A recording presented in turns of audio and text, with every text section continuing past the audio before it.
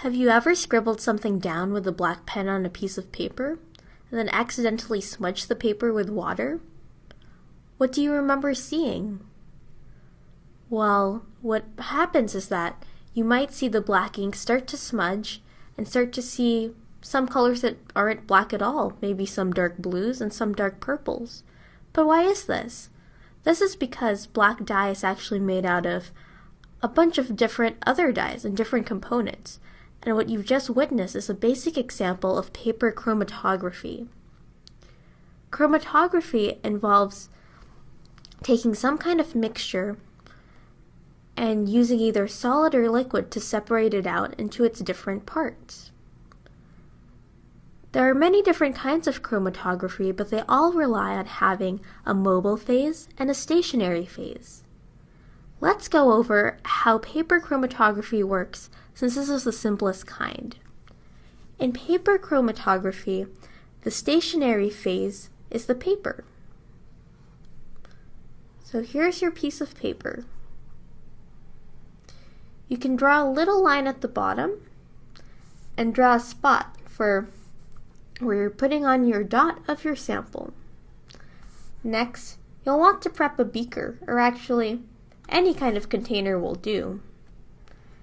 But in this, you'll be putting in your mobile phase, and your mobile phase can be some kind of solvent.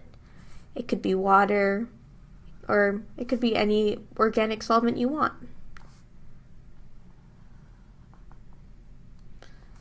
So now that you have this, you pour in a small amount of solvent. Again, not too much, because you don't want this to already be above the level of your spot, or else it will just all bleed. And now when you put in your paper into this container, what you'll get is something that looks like this.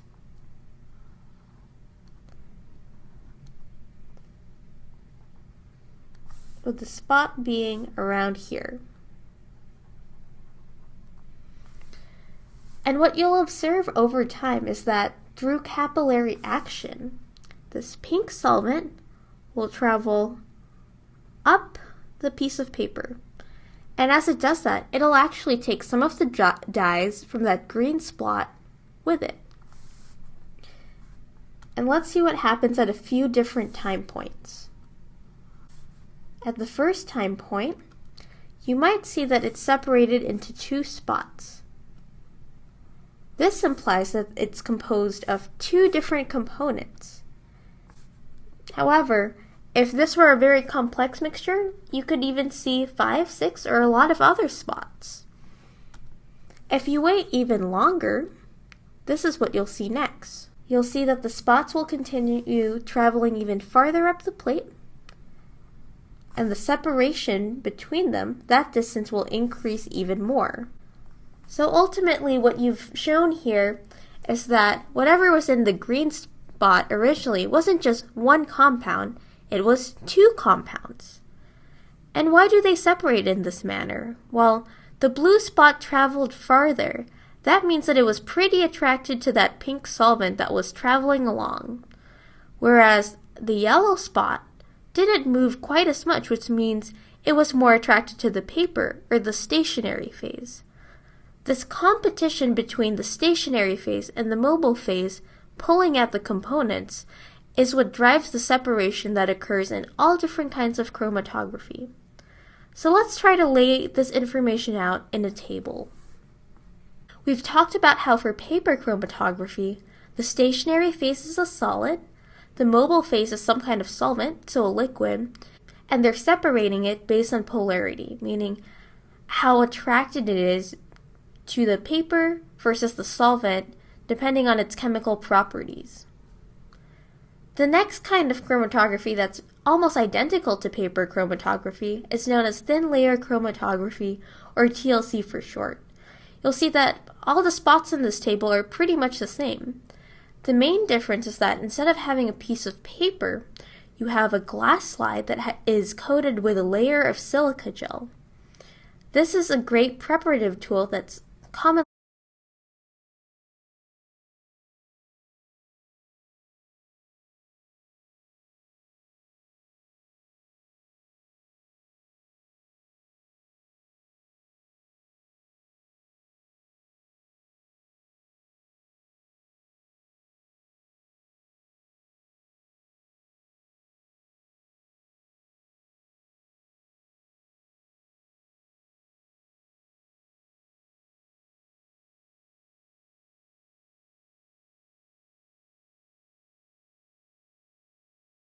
used in the organic chemistry lab.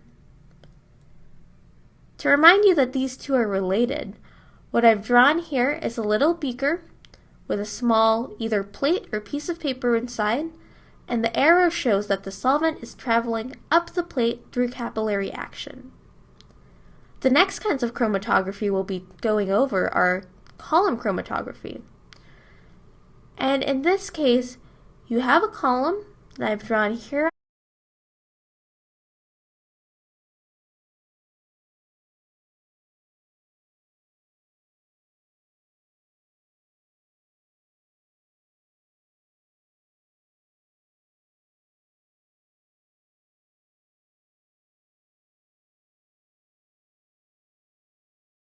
On the left, and you fill it with some kind of packing material and dump in some solvent as well. You can load your sample that you want to separate out, and what you'll find is that as you keep dumping in more solvent, this can separate into bands that represent different compounds, and they will travel down the column. So in basic column chromatography, you're usually using something like silica gel as your stationary phase. Your mobile phase is typically an organic solvent, and again you're separating based on polarity. In size exchange chromatography, your stationary phase is composed of beads. However, these little beads actually have some holes in the middle. And because of that, with size exchange chromatography, these beads completely fill the column, and tiny compounds can get through that center of the hole, like so. But really big columns kind of have to go around and go between the beads. So what happens here is that really small compounds travel pretty far, pretty fast, whereas large compounds take a longer time to come out the bottom. In ion exchange chromatography, the beads that are filling this column have some kind of group on them that is charged. Compounds that have the same charge will be repelled by the column, meaning they'll travel pretty quickly. But compounds that have an opposite charge will bind tightly to the column and will be more reluctant to come out since they're so attracted to the stationary phase. Affinity chromatography is also pretty similar, but this usually relies upon very specific interactions, such as between an enzyme and a substrate, and really relies on this binding affinity. Things that will bind tightly to the enzyme will probably just be primarily the substrate, and everything else will just get washed right off the column. Later on, what you can do is wash out the compound of interest that was previously bound to the column, using something that molecule is even more attracted to. With HPLC stands for High Performance Liquid Chromatography, formerly known as High Pressure Liquid Chromatography.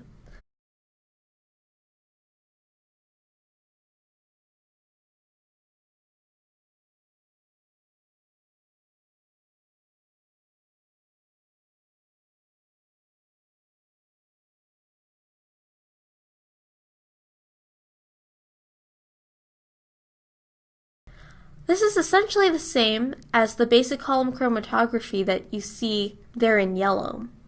However, with HPLC, it's a more advanced technique in that you're working with very, very small quantities, and the detector in the machine is much more sensitive. The last kind of chromatography is gas chromatography. Now this looks pretty different compared to the others, and in this case, your stationary phase is a liquid, while your mobile phase is some kind of carrier gas that's passing over the liquid. So what happens is you inject your sample, and it travels in a coiled tube into that box known as the gas chromatograph. That's just a fancy name for the equipment used to run gas chromatography. Inside the chromatograph is a heated chamber through which an inert gas flows. Here, the sample vaporizes and enters the gas flow onto the column. The things that are the most volatile, meaning have a lower boiling point, are able to travel faster, whereas things with a higher boiling point take longer to come out. And so this is a separation method that's great when you have differences in boiling point. So we've gone over all these different kinds of chromatography, but you could certainly go into each of these in much more detail.